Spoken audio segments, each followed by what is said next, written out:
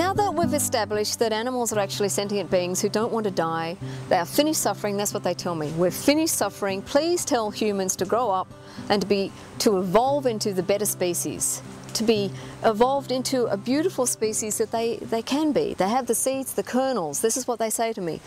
Human beings have the seeds, the kernels to be beautiful, but they're still stuck in this, what I call the third dimension. They're still stuck in this dark ages. And we have to grow up, we have to move, we have to change.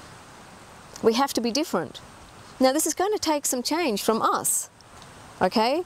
It means shifting what we do, and one of those things that we have to change is, of course, eating other animals. So that's the first thing. Now, there's going to be a lot of people who say, oh, but I'm a shaman, and you know, when we eat the animal, we take on the energy of the animal. Okay, it's 2012, it's not 1012, and I'm going to keep reminding people that we've moved on. In 1012, we had the tribal shaman who would go, animal, who wants to cross over? Who needs help to cross over? If you are tired of living in this body, please come to our hunters and we will help you. And it was very respectful. See? Very, very respectful. But these days, herded into a slaughter yard, killed in fear, and so the energy that people are having is adrenaline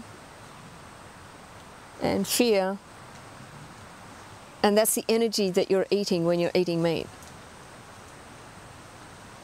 Okay? So it's not nice.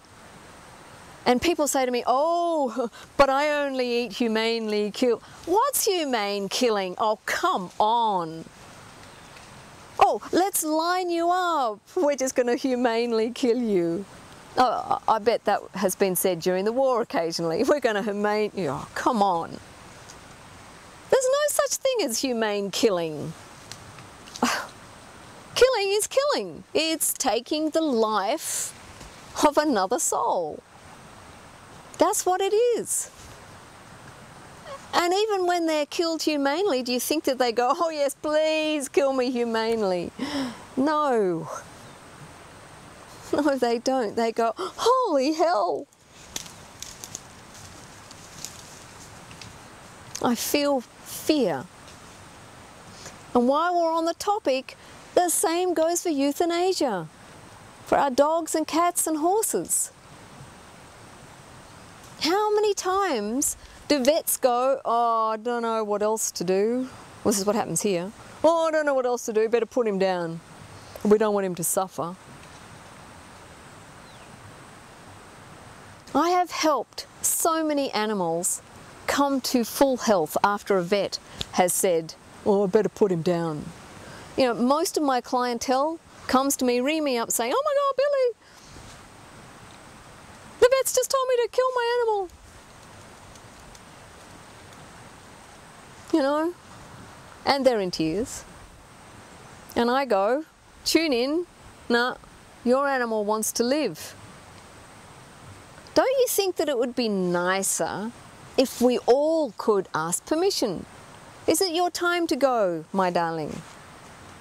Would you like help? Oh, okay, that's okay.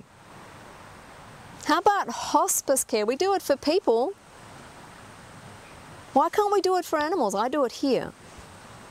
You know, I do so much healing on the animals here that by the time they leave, it's so peaceful. In our culture, we've suddenly got this idea that convenience euthanasia is okay. But I can tell you that most animals feel fear. This whole idea, the pound system, is just atrocious. You know, they have to, yeah, see, she's giving me lots of yeses here. If we put an animal in a cage in a place that smells like death, where they know because they're telepathic that death is coming, and then we give them behavioural testing, stringent behavioural testing, that's scary, and then we go, oh no, they didn't pass. Let's kill them. It's wrong. What we do is wrong. It's not right. New paradigms. How about if a human dumps an animal, that animal isn't shoved in a pound and punished for being homeless? How about that animal is given sanctuary and love? How about we start teaching humans a little bit more about respect, a little bit more about animal behavior and how often the animals are just reflecting the human stress. One of my sayings is all behavior is a communication. They're just trying to communicate with the humans. And the humans aren't really understanding. And quite frankly, some animal communicators don't even understand. Because they haven't been trained.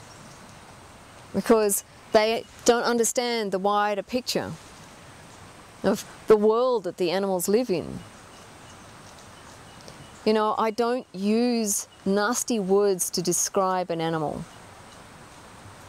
because they're not. They are goodness. You know, we took on about 20, well there's 19 horses last year, wild horses, and people were saying, oh, wild horses, oh, wild stallions, oof. How do you deal with that? And I'm going, they're not frightening, they're gentle.